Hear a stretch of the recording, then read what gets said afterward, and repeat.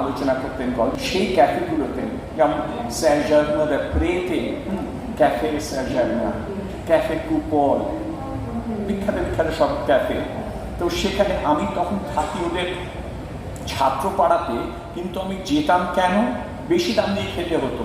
আমি 60 পেন্স তখন ফ্র্যাঙ্কে, sorry centi, 60 সেন্টিমস, মানে 1 ফ্র্যাঙ্কে একটা 60 ভাগ আর কি, 100 হলে 1 ফ্র্যাঙ্ক হয়। তখন ফ্র্যাঙ্ক ছিল, ইউরো আসেনি।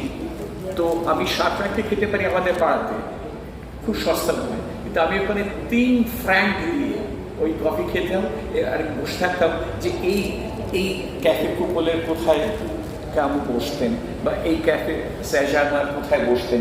একদিন গিয়ে ওরা বলেন পাত্র ডিরেক্টর, তাকে গিয়ে জিজ্ঞেস করলাম যে মশাই এখানে আলবিয়ার কামু কোথায় বসতেন? আলবিয়ার কামু ওই তো ওইখানে বসতেন, ওইখানে বসতেন। আমি ছেলেবেলায় দেখেছি, উনি তখন অল্প বয়সী, ওর বাবার সঙ্গে আসতেন।